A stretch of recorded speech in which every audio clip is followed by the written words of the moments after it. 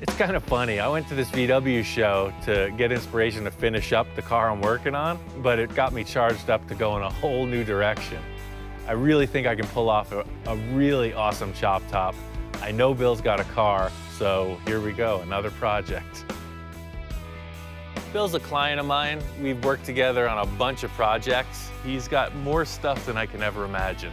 I put labor into his projects for his treasures, so we do a lot of horse trading. Bill and I were talking about this VW Bug project I had. He mentions, coincidentally, he's got one laying back here. Somebody changed the doors for some reason. It's pretty solid too, look at the rocker panels. Southwest car. There's no floor pan, no kind of VIN tag of any type, so I really don't know what year this is. He said he thought it was a 64 or 65. It's in really good shape. This is a perfect start. Somebody stripped everything out of it. I don't have any carpet to remove. It's off of its floor pan. I have another floor pan at the shop I can put this on just to make sure everything is square. All the door gaps look good. I don't think the car was crashed. It's never been rolled over. He said it was a Baja Bug, so I don't think it was jumped too hard or really freaked out on. This is freaking perfect. There's no preparation. I thought usually you get a car, you gotta pull all the dead rats and bubblegum wrappers out of it. This thing is just clean metal. It's ready to go. I don't know how heavy these things are.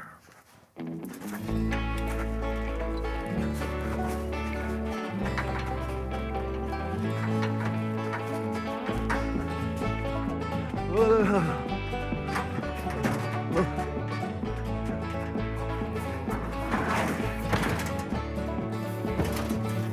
She is.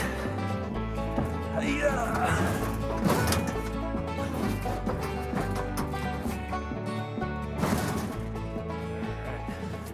Get this thing harnessed up, get her back to the shop. All right, let's get the heck out of here.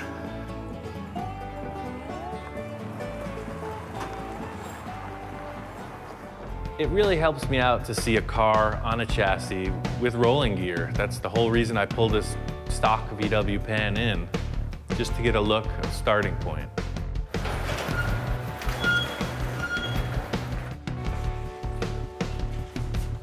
I think this is how they did it in the factory. Back in Germany, I think this is how they assembled them. My whole thing is I'm working with existing parts, so I need all the stuff that fit around the body to make it convincing. I don't want to sketch it, I want a three-dimensional view of it.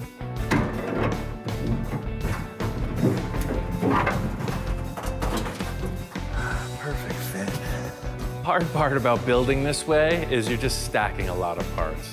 I'm moving car bodies, tires, frames. It's a lot of work. Put it on the floor pan, you see it. It looks like a typical Bug. Everybody's got one. It makes me want to cut it up, change it around. This is a good reference to see there's no weight in the car. The VW is a great off-road vehicle, so you can see that this, as a Baja Bug, it had tons of ground clearance, plenty of headroom, big windows, you could see all the obstacles you're approaching. That's not what I want. It's a pretty tall car. I want it about that high. This new Bug, I'm really just trying to one-up a couple things in the chop I just did. Namely the windshield height and just the general appearance of it. There's a couple subtle changes, but I know I can move through this thing fast, and that's the whole plan. Just if I can reproduce this, maybe people will buy them. Maybe I can get better and better at it. Once I got the doors off, I had to figure out how I was going to go about cutting the rear of the C-pillars out. There's a million ways to cut a car. The VW in the rear, in the C-pillar, is kind of a unique shape, so I'm choosing to just delete it. It's going to be easier to build it back than to try to modify it.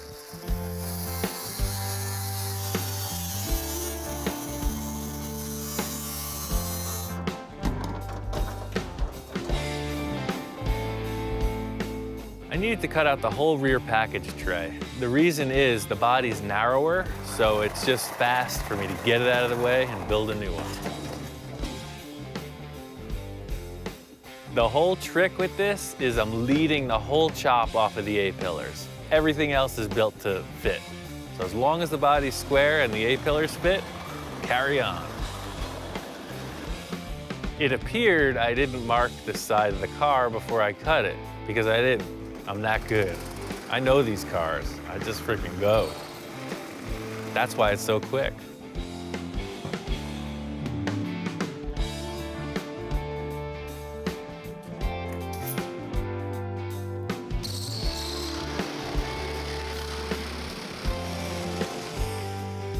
There's two ways to chop a top. You can either widen the roof to fit the body, or you can narrow the body to fit the roof. And I found that narrowing the body is a lot easier. You gotta be a little reckless if you want to get the best stuff.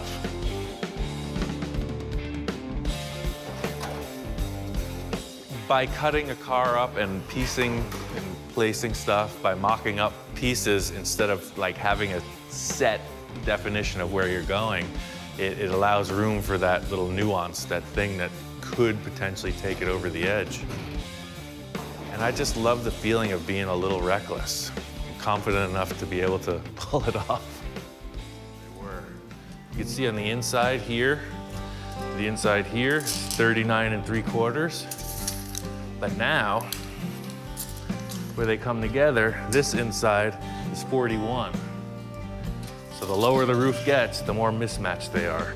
Most people will split the roof and make it wider to take care of that, but I like the idea of making the car smaller. Narrowing the body is really fast because you don't have to cut through that big dome in the roof. That's a huge welding procedure. Narrowing the body makes it fast. That's bottom line. My plan for this car right now is to have a front engine, so eventually all of this, or the majority of it, will be gone. But just so I can get a good look, I'm gonna trim it nice, put it together, and chop the hell out of it later.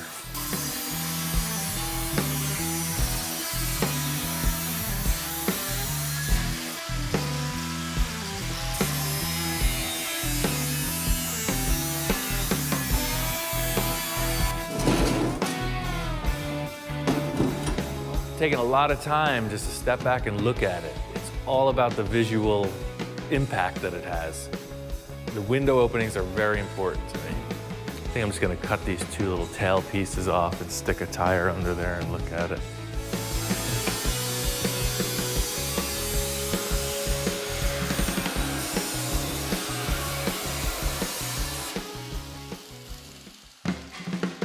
I have a lot of experience with moving Volkswagen bodies.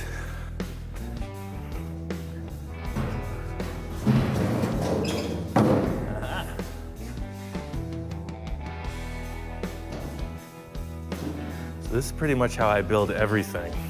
You know, you can draw stuff, but I really find it easier to just stack parts. That looks freaking bitchin'. Now that I got the body together, I want to put the doors on and fit out the window surrounds. I'm really stoked to see this thing mocked up.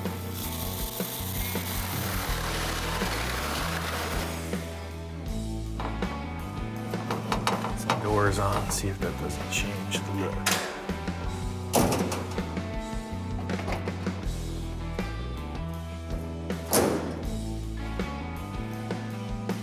Okay, looks great.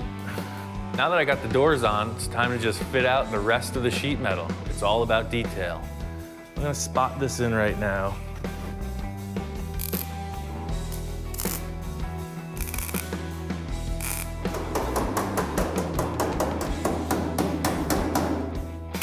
I just trimmed off 4 inches from this upright to match the roof, and it's pretty close.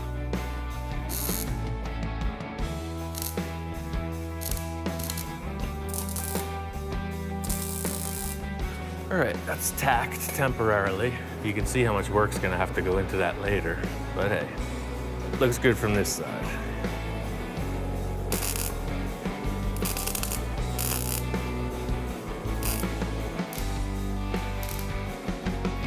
I'll weld all around the seams, then there'll be 2 little spot welds that hold the old sheet metal. I'll dent it in a little bit, slick it with Bondini, call her done.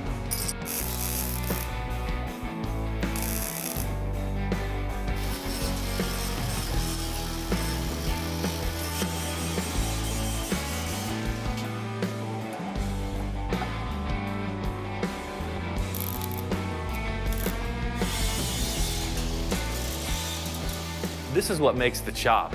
It seems like a little detail, but the fit and finish is what really makes it count. Got the door top on.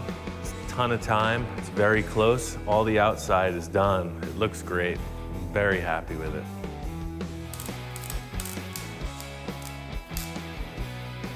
So the idea here is that this line is going to roll right through. Nice. Come out under this.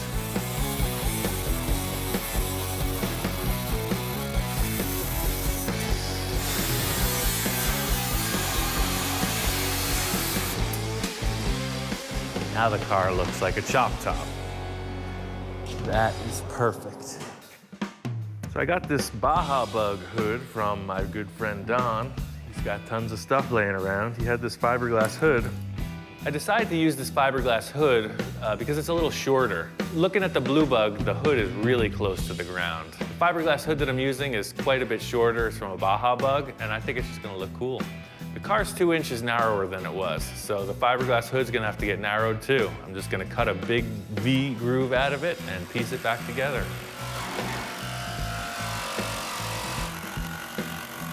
The pie cut, close her up, give her a clamp.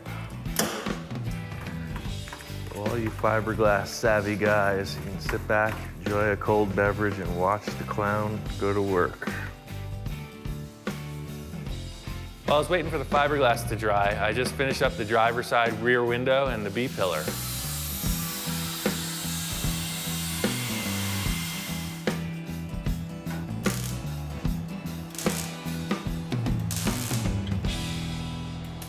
The primary difference between the way I work and someone who thinks out the whole thing beforehand is that I leave an opening for that nuance, you know? That's the great artist. That's the thing that makes the difference, is the unexpected.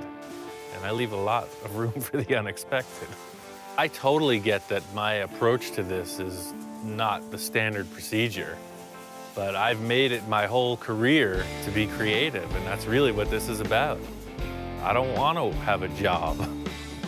I don't want to conform. I want to be creative. That's what I'm doing. That looks pretty good. Still gonna get a bunch more Bondo, hammer, dolly work, etc. But this is the metal fab. This is all the grinding and welding for the chop. The only way to explain if a chop looks good or not is to just look at it. It's really an individual take on it, you know? It depends what you're trying to do with the statement of the car. So I guess the worst case scenario is the windows are ill-fitting. You know, the lines look kinked, they're not smooth, and that's really what I'm trying to work past, just make it look factory. What you're witnessing here is the transformation of a VW Beetle into an awesome freaking hot rod. Now that it's laid out on the floor, this car is bitchin'. I think it's a keeper. I'm gonna use air shocks on this car to suspend it. Being that it's such a lightweight vehicle, I can get away with it. Most of the times you'll see a leaf spring with this setup, but I think air shocks are gonna be fine. So the air shocks just bolt in like this, kind of at a diagonal angle. But I'm not gonna hook them up to test this out because it's just gonna restrict the movement. But you can see how they just fit in.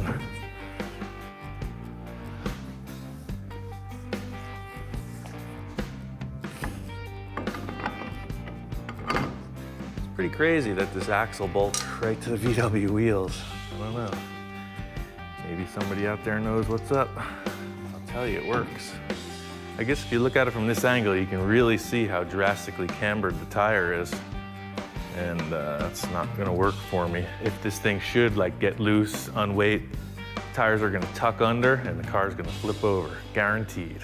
Problem with an off-camber suspension is if the car unweights, the tire tucks under and the car flips over. VWs are notorious for this. I'm making it worse because the front is doing the same as the rear. Typically a VW Bug, if it flips over because of this situation, it's because of the swing axle rear end. This car has sort of a swing axle front end as well. So it's gotta be kept under control or this thing's gonna be loose. So this is the air shock that is basically limiting the up and down suspension travel right now. It's all on the shock. There's nothing else on the car to stop it from moving. The whole thing to make this suspension work is bump stops and limiting straps. That keeps the axle in position.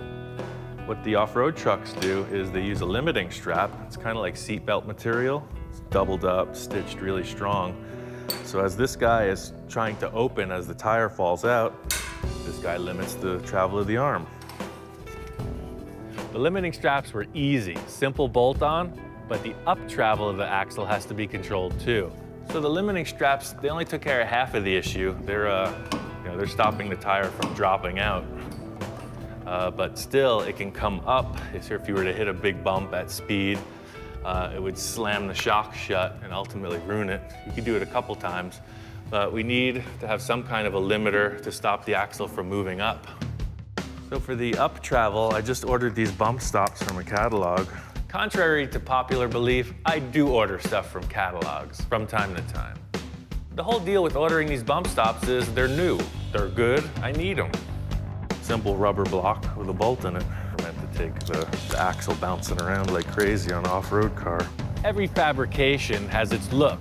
This car has a lot of tube elements in the whole front end. So for me, getting these bump stops mounted, it's got to be a piece of tube and it's got to look like it belongs in the car.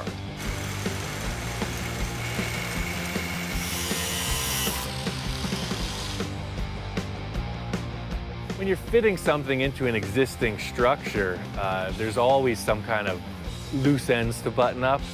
This piece has to be really strong. The entire weight of the front of the car is transferred through one bump stop when it hits something. I ended up making all these gusset shapes to just be strong and also look good. I didn't want a bunch of loose fitting pieces. So really, I just wanted to make the thing look right and be strong.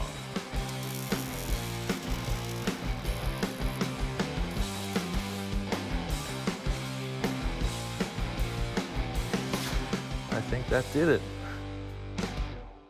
All mechanical parts wear, things change. I made all this stuff adjustable, so as the car ages, you can adjust everything so it keeps the tires in the right position. Yeah, so that's cool because they could be put into here at that height or locked all the way up, so it'll give you an adjustable bump stop.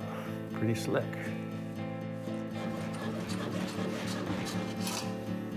It works. That's what I'm saying, just driving down the street, you don't need more than that.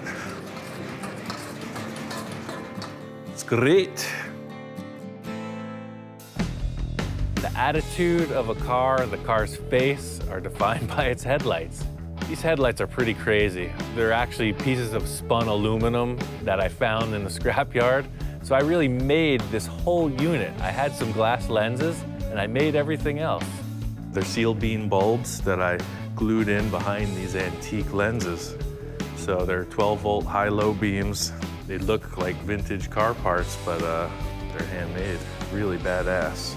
The other cool feature is the way they mount on the car.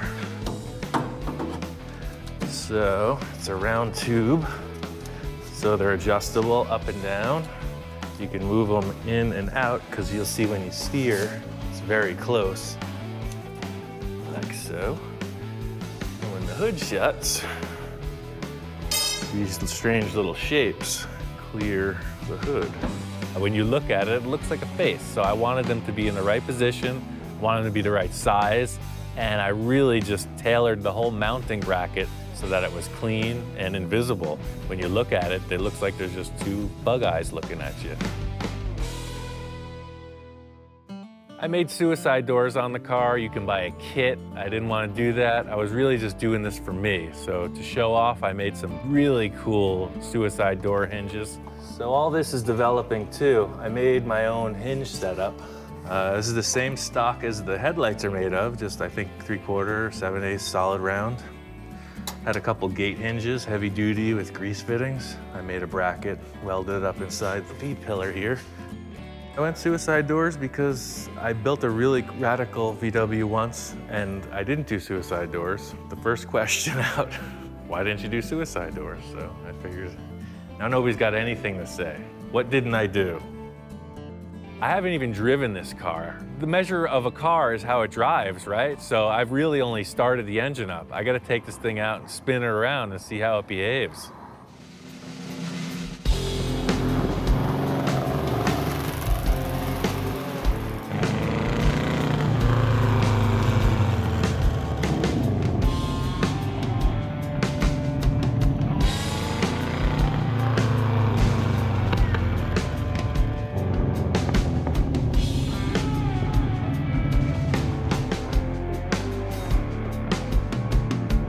car is a blast. The crazy thing about this car is it is like a go-kart. I mean, it's miniature inside. It's really sectioned down, but it's a ton of fun to drive. It handles awesome, and the 50 horsepower that it has really makes it appear to be a strong runner. It's a ton of fun. It's like a big kid's go-kart. I got this car in just under the wire. The clients are on their way down. They're road tripping all the way from Canada to pick this thing up, and I really haven't even had time to enjoy it. I get to drive it around the parking lot a couple times, and then it's in the trailer and off to Canada. I've been working on this car for about 18 months, and it's pretty cool to see somebody just say, I want your work, we'll take it. These clients are buying the car sight unseen. I got a deposit wired into my bank account, and all they've seen is pictures and video of the car. So I'm a little nervous when they show up. I really don't know what they're expecting. I know that I've done my best work. I can only hope that they appreciate it. The most flattering thing really is that they know of me. They know the cars I've built, and they really wanted a piece of my work. That's the ultimate compliment. Hello. Hello, Vivian. Nice to meet you. Nice to meet you, Right on. Vivian. So here's that thing. That's sick. Wow. That's crazy. Just crazy, man. My name is Mark Hayward. I'm from a little town outside of Vancouver, British Columbia, Canada. Thought we'd come all the way down to California and meet Ian and pick up that beautiful little gem we got sitting over there. Oh, man. But I fit. You're about 6'2", right? Yeah. Oh, yeah. This is gonna be all right, man. So this car here, I mean, I basically bought it sight unseen. It was just spur of the moment type of thing. Like I say, we corresponded on email, and he said, well, maybe you're interested in this Volkswagen I got. And he sent me a picture, and it was pretty much a done deal. I mean, how could you not? Just taking one look at that thing. It's phenomenal. Very excited about having the car in our collection. And now we can take it back up to where we live, and I know it's going to be a showstopper wherever we take it. And that's something that we enjoy. We enjoy going to the car shows and having a one-of-a-kind car. But the cool thing is when you're at the car show and you want to show off, you won't show everybody where the secret switch is, but you know, there's a secret switch under there, and then you just pop the doors like that to get in and out. Oh yeah, this is gonna just, blow some people away. I'm a little bummed I didn't get to enjoy the car, but the customers, they seem like they love it. They're really stoked on the paint color and the overall attitude of the car. It's a win-win situation for me because I've already got my mind set on the new car I'm building, and they're happy with what they got. Oh yeah, I got something for you. I brought you something. Okay, I heard that there was a little treasure in the trailer. I got a little treasure in the trailer, all the way down from the frozen north. Whoa, what the heck is that thing? That's a 51 Henry J. Holy moly. Yeah. I don't think I've ever seen one. It's pretty crazy. Mark brought down this Henry J. It's a bitchin' car. It looks like they're doing like a pro street thing. This car was sitting around Mark's garage for years. He's in no real rush to finish it, but he wants me to build it. That is a great compliment. That's crazy, and it has no trunk. What kind of car doesn't have a trunk? We have lots of projects, both Viv and I, and I'll never get to them all, so it's like, okay, let's give one to Ian and see what he comes up with. And if it's anything like that Volkswagen over there, we're gonna get a pretty nice hot rod out of this. Seeing his work, you know, through the video, seeing the car now in person, yeah, I mean, I trust him 100%. I think it's just his creativity, and it gets down to his hands, and that's what he can fabricate and do. So, yeah, I have full faith in him to turn that project we just left him here into something. He's just a guy that can take nothing and build it into something. That is phenomenal in my book. Pulling this car up next to a stock Bug really shows you the difference. My friend Todd had a stock VW, same year. When you put them side by side, you see what's going on. Same exact car, you know.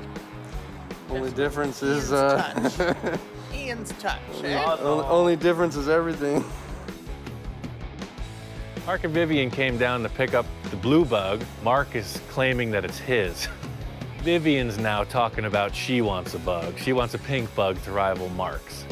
I told her that I was chopping a new one, and she's all about it. So it looks like I might be building her a car now. This thing is snowballed into something ridiculous. They're picking up a car from me, they brought a car down from Canada, and now Vivian's talking about wanting a pink bug to rival Mark's. All I know is I got a lot of cars to build.